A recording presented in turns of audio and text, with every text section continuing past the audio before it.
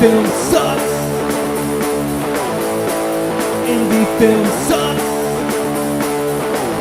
It's the Indie Film Sucks podcast. Yeah.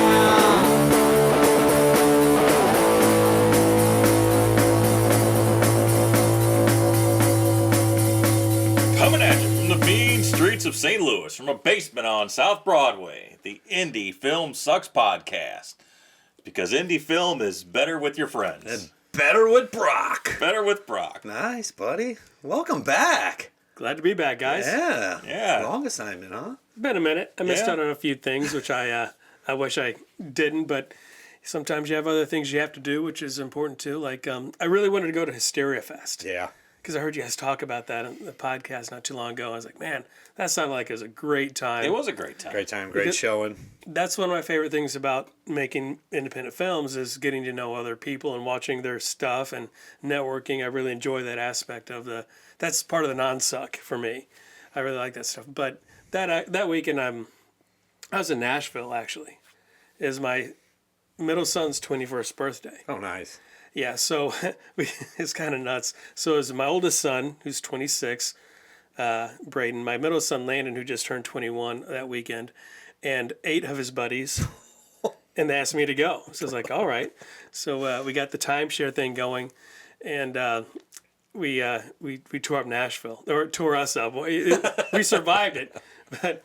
Yeah, we got down there on a Thursday, and we stayed throughout the weekend till Sunday evening. And I just had a few little rules, for the boys, because, they're young and athletic, alpha dudes, And I said, no, I want everybody to have fun.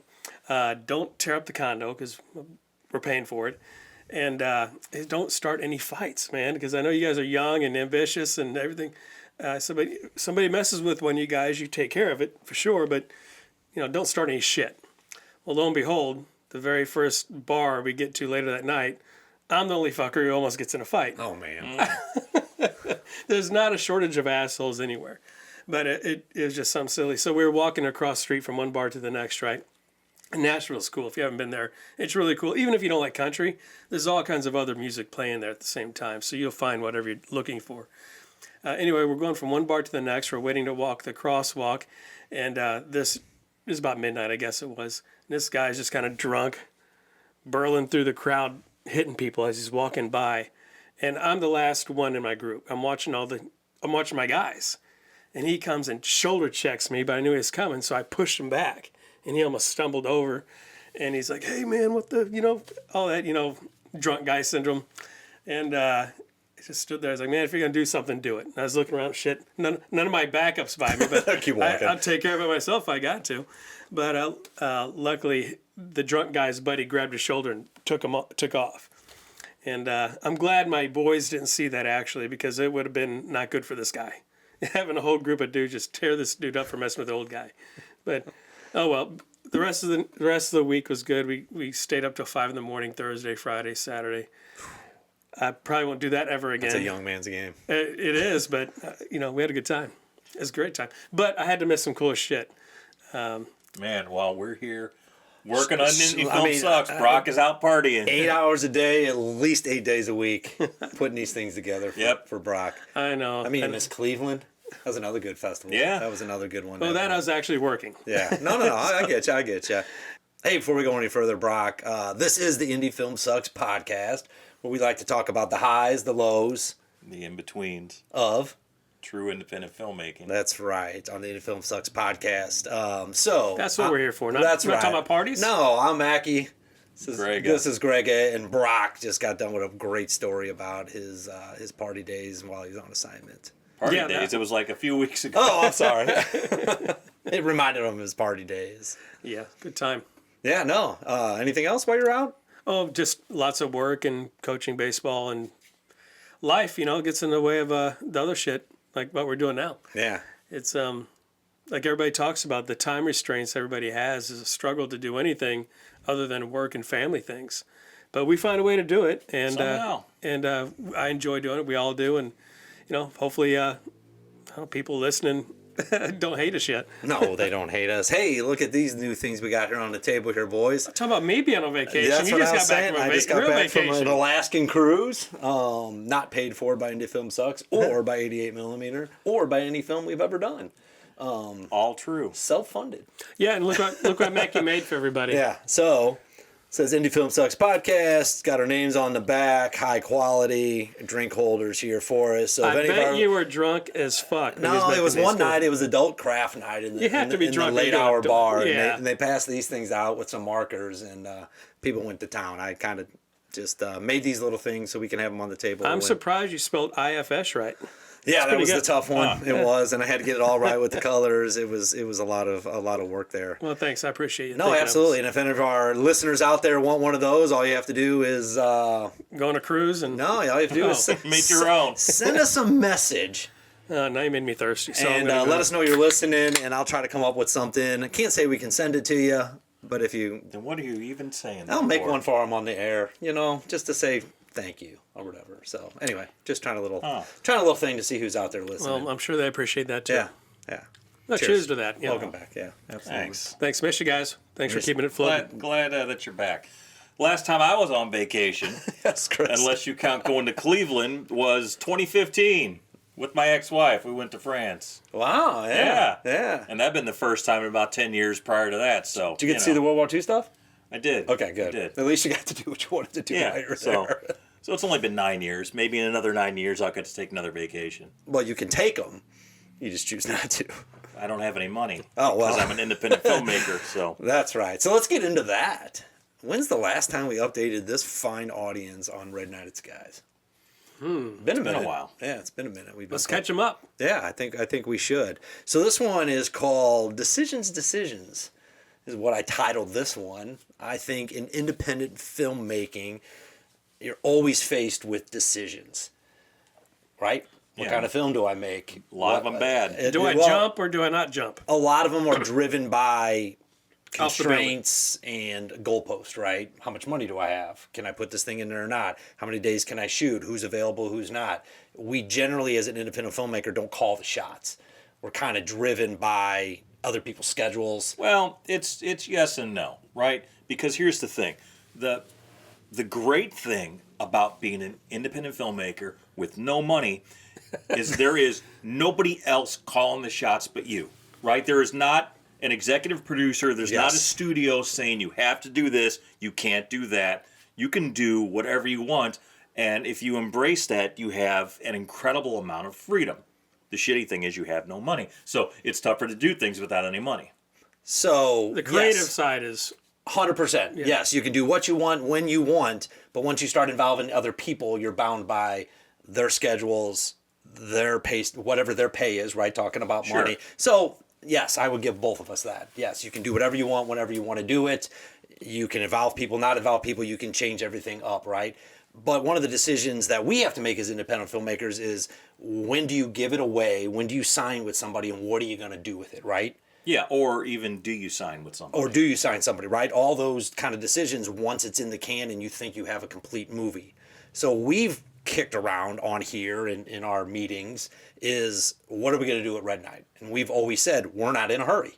No. That was a conscious decision that we made to not be in a hurry. see what happens. Is see what happens, right? We're not in a rush to get rid of this movie. Yeah, we wanted to see what our options were before we made any decision, like you're talking about. Yeah, and I think that may have paid off for us in this case. Hope so. Hopefully, because with a low budget, micro budget, independent film, you only have so many options with it, right? You can only take it to so many places. There is only going to be so much interest in it. Yeah, so we weren't in a hurry because we wanted to see what options we had before we made a decision, right?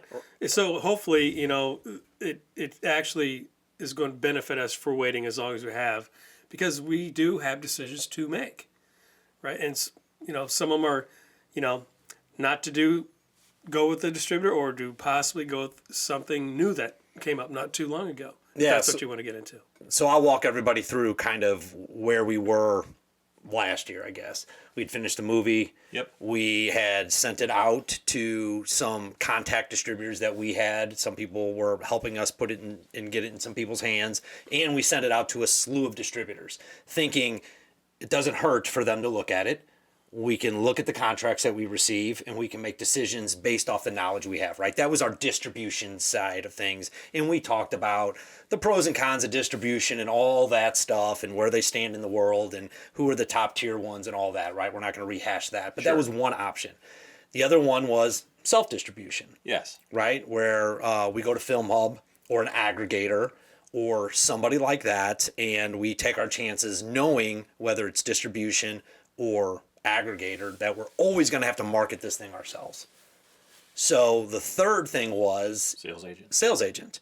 So we investigated every single one of them. I think we talked to a couple sales agents, liked what they had to say, didn't really fit where we were, right? It was missing something, either the length of the contract, what the sales agent could possibly do globally versus domestic. That's still not 100% out for global. I mean, No. We were just kind of weighing all these foreign things. markets, I should say. Exactly. With distribution, it was 5-10 year deal. We weren't necessarily comfortable with. Very uncomfortable. Especially when we're not going to probably reap the awards on the back end. Minimum guarantees are low, and then aggregation with Film Hub being the largest or one of the largest out there. We kind of kicked that around and said we can always do that. We kind of know what we're getting into there, and we actually are positioning some of our properties to put out on aggregation to kind of test what that looks like.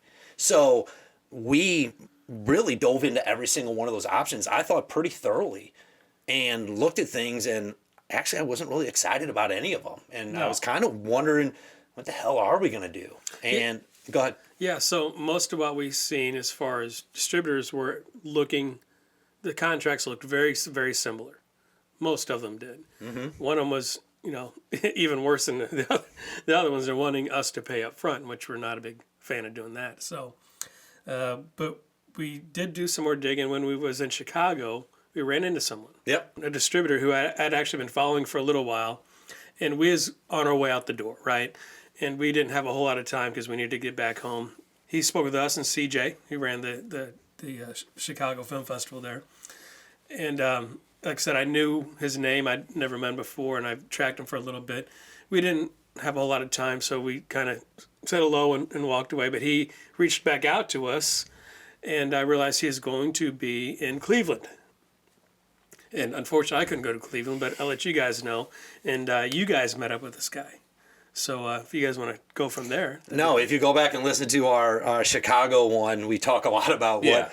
I mean, we were. Okay. We were making fun of it, going, Yeah. Here's this guy coming out going, "Hey boys, Mr. Distributor, hey, how you doing?" And Brock, you were talking about. Sorry, I was on assignment for that one. But I did listen to it. Yeah. We talked about our experience a little bit, and it was that, right? Here that's comes a what I was guy talking at the end. Hey, did you see our movie? Nope.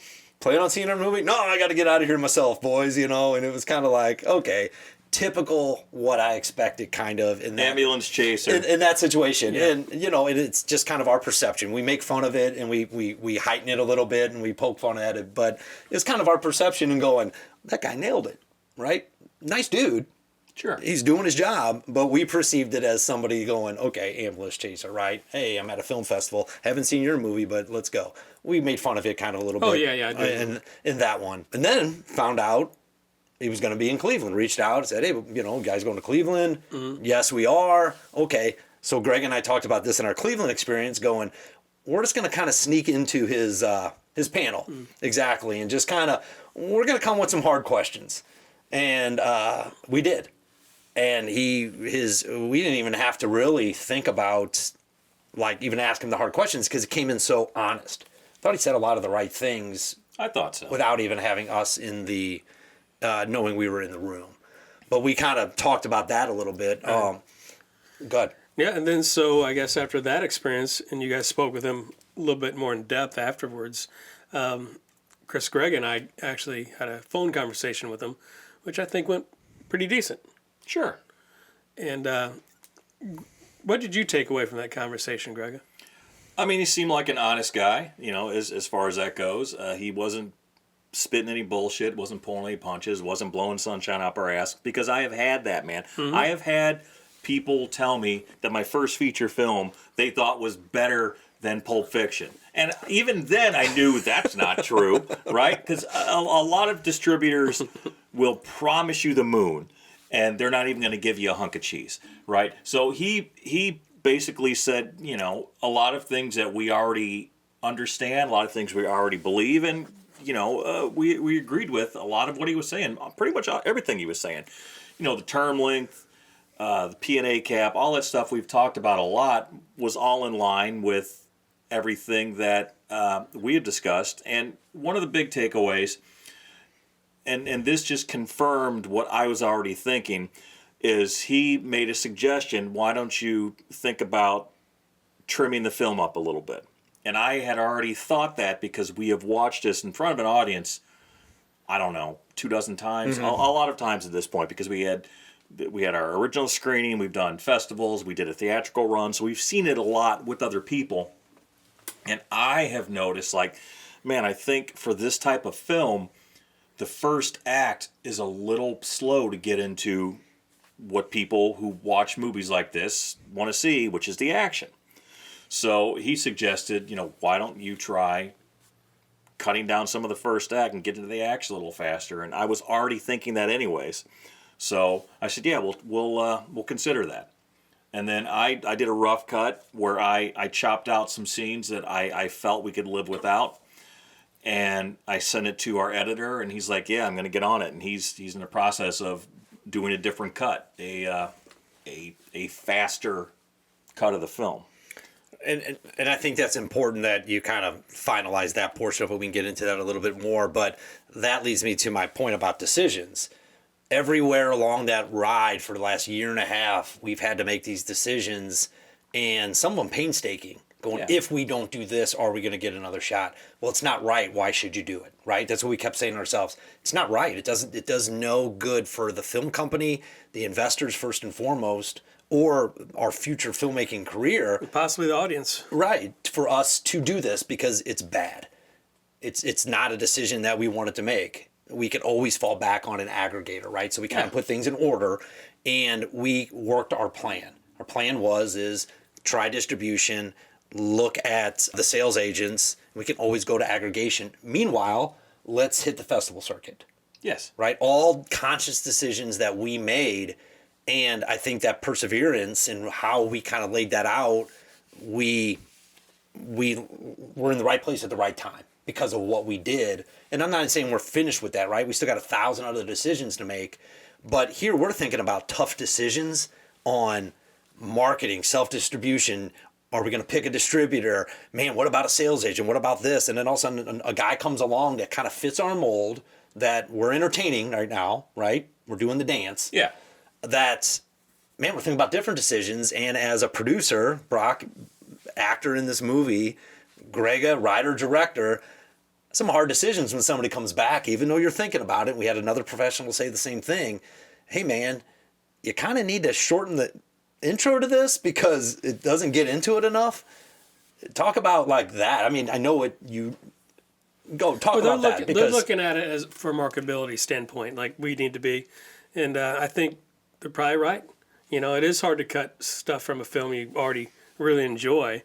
And those scenes do add to the movie in a sense, but you still need to speed it up and get to the meat, I think, before 15 minutes, you know. See a little bit of something going on, which I think how Grega, we just watched a little preliminary cut that he put together, and it makes sense. You know, it doesn't hurt the film at all. Yeah, I mean, go from your side, Grega. Here's where I think filmmakers make two serious mistakes. They make these mistakes over and over again, and I've made these mistakes definitely when I was starting out. One, they are in a huge rush to get their product to market. They want to get the film out there. They want to sell it. They want to make $1 million, whatever they want to do, but they are in a huge rush to get it out there. And I'm like, man, just take your time, because until you release it, until you sign it away, you own it and you can hold on to it forever. And as soon as you let it go, then it's no longer really yours and you don't know what's going to happen to it. Right. Right. So that's one. And two, I think a lot of filmmakers are in love with their footage and their film and their cut, and they don't want to make any changes. They don't want to make any cuts. And I understand that, because you could be like, well, we paid X amount of dollars to have this actor on set for this day, so I don't want to cut a scene with this actor. Or it was so difficult to get this shot, or this one any number of things. Yeah. this one person who was so important to me, that's their only scene in the film. It's like, none of that shit matters. None of that matters if you can tell a better story faster at this level.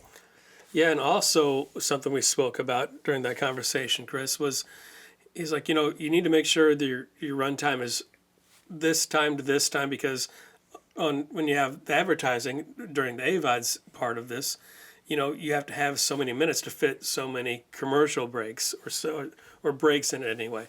So that made sense too. If you're going to cut something up, but you need to have so many minutes here for the entire length, okay, maybe now you got to add something, or maybe you do just need to take something away, but you need a certain runtime for that the AVOD stretch.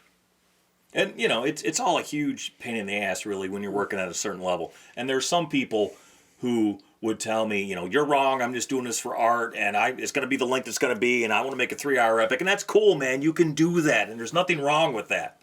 But you're going to have a hard time selling it at this level. And if you don't care about selling it, that's cool. It depends on what you want to do with your film. Yeah. Right. We've turned this page of, for me personally, and I hope it's for the business side of things.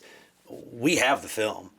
Now it's how do we market it the best we possibly can with telling a compelling story that other people, because it's not ours anymore. It's the world's or our audience's. And I think you have to really think in terms of both if you want to make this a sustainable thing. Like, if you just want to make movies for yourself and you don't give a shit what happens to them, if anyone even sees them, then that's fine. But you cannot continue to do that on a bigger and better scale if you're not willing to make those hard decisions to say, because even at one point you're like, hey, Mackie, I don't know if your scene could be in there. And I'm like, I could care less. Is it better for the movie? Will it sell it faster? Is it a better business decision? Put me on the cutting room floor. Sure. Even though I got that one line in there that really pivotal that I either ad-libbed or it was written. So, no. Who knew that we were going to end up in this situation? Now, I will say that we have to be mindful of, when you're at an independent level, people that gave money, right? That we promised them. I mean, yes, it's still a business decision. We still own this. But I would at least like to have those conversations if you're in a group on how you're going to treat that portion of it, because it could end up coming back, at least from a pain in the ass standpoint. Sure. Or a negative marketing campaign against you. It could come back to bite you. But the other thing is, you can have more than one cut of a film. No, I agree. You have the film, it's lean, it's mean, it's whatever, 79 minutes long, whatever it is. And here you go, Mr. Investor. Yeah. Here's your cut. Here's your cut, and you've got the full meal deal. Right. Give them a DVD. Here you go. Yeah. Right. What are you going to rent? Yeah. No, I agree with you. It's just, when it comes down to it, it comes down to making the right business decision. And up to this point, till we ran into this gentleman and started having conversations, we kind of had a direction on what business decision we were going to make after exhausting our options. And perseverance, being out there, connecting with people, working the circuits, going to things, doing certain things, led us to bump into a guy. Yeah, and here's the thing. This guy could still be a crook of the Absolutely. first order. We have no idea. But you know what? The term length is 2 years. So that's not, in my mind, a deal breaker. Because that's what we were talking about. We want a 1 year, 2 year deal. 1 year is definitely too short to get everything done. It needs to be done. But 2 years is kind of the sweet spot. And anything more than that, I just don't. If things go well those first 2 years, we'll do another year. Exactly. And his point is it takes me X amount of months to get this thing fired up, get going, executing that portion of it. And then really your film's out there for a year and a half, maybe a little bit shorter, maybe a little bit longer. He's like, if I can't do anything in that year and a half or that time, he goes, I don't necessarily need your movie. Either your movie's not the right fit, we missed it, or I'm not the guy for you. Yeah. So I appreciated that, because if it's not hitting in that first year, it's going to go to the back of the catalog. Yes. And what's with anybody's catalog. Right. I also want to bring up a point of how we created a plan and stuck to it that made decision making easier for us as a team. Because we said, hey, if we get X amount in MG, which we never expected, we said, we're going for it. Regardless of what it is, if we get this amount of money to pay our investors back, we're probably going to sign. Sure. Good, bad, or ugly, we're probably going to sign because that gets us to where our ultimate goal is. Never got that. We also said, hey, if we get a short-term deal, we're probably going to look at it pretty serious. And we did. So saying those things out loud and having those conversations prior to getting into this portion of it, I think helped us not have to have those conversations because we already hashed it and rehashed it out in earlier meetings on what, as a 3-member team, our expectations were. Yeah, and having gone through this process before in the past with other experience. films, because the very first distribution deal that I ever, well, the very, very first distribution deal I ever got was with amphetamine, and that was a terrible deal, a terrible situation. It was this whole bundle of like 5 different movies, and the whole thing just collapsed under its own weight. But the second deal was with Rhineland, and Jury's still out on that. Well, no, the jury. It's there's going to be a conviction in the near future on that. That's all I can say. Come to Jesus, I say. Yeah. We'll talk about that one hopefully later on another episode. That'll be a good episode, though. It will be. It will be. Hopefully it'll be a good episode. Yeah. Either we're going to be severely just pissed and have a good just venting session, or we're going to be happy and have a good session there as well. We'll see. Either way, we'll be drinking. In our new koozies. Yes. Yeah, and then it's funny that you mentioned that about distribution because we just finished the deal. You sent the email to the one distributor to get one of our properties back. Yes. And Mr. Gregg, I understand completely. We're not signing again. Your contract's been expired. So I go, hey, put me on the email, right? And I started asking some questions, throwing some contract clauses back at him. And it's funny, even after the contract's over, that the information I'm requesting per the contract is like pulling teeth. Yes. And it's funny. I mean, I'm kind of just using it as a fun little experiment now because I can just shoot off emails pretty quick. But I'm basically asking for the 10-year, like... accounting. Yes, of what they did. And I'm like, hey, great. And you're like, there's nothing on the statements. These statements were bunk when I got them. They were bunk when I asked for different stuff. They're still bunk. And we got what we got paid. Yes. So I'm trying to use the contract against them, at least to say from a standpoint. I'm not going to get an attorney on it or fight it that way. It's not worth it. But it is funny how the man's answering me. I give him respect for that. Well, that's good. But he keeps pushing me down the line going, hey, you get your next statement in August. When did you get your last statement? I'm like... Never. Well, exactly. Well, no, you got some statements. No, we've got statements. I don't remember. But they're not what the contract says. They're not detailed. They're not true and accurate accounting statements. Yeah, so it'd be interesting if we do get another contract from this gentleman, what it reads, and then actually pressing on what does this actually mean when you say, I'm going to give you detailed information about the expenses and the... Yeah, another thing about this guy, when we spoke about that aspect of the contract too, and he said, you know what, I'll tell you, everybody that I'm representing, you can contact them, ask them about accounting. He's very upfront about that too. So I thought that was pretty cool of him as well. So again, we'll see. Right, exactly. Right, Brock, I agree with what Greg is saying. I think you agree also. It all sounds good. Yeah. But if it's actually 2 years, I can live with 2 years. I mean, hell, this thing's going on for 3. I know. Proof is in the pudding. So, if we get a good contract, we like the deal, then... You can still reach out to those people before you even sign a contract. True. What I'm saying. As well, you should do your due diligence. That's right. True. Other producers that have worked with said distributor, the first thing you should do is hit them up, and if they will answer you, like, what is your opinion on so-and-so distribution? And they'll either tell you, oh, well, we have a lawsuit going, or I'd like to see this person dead, or this person owes us $250,000, or whatever. Yeah. If you happen to talk to him, let him know I'm looking for him. Yeah, still owes me $20. Or, maybe in the rare instance, oh, I like so-and-so distribution. They made us a lot of money. Yeah. Anything's possible. No, I agree with you.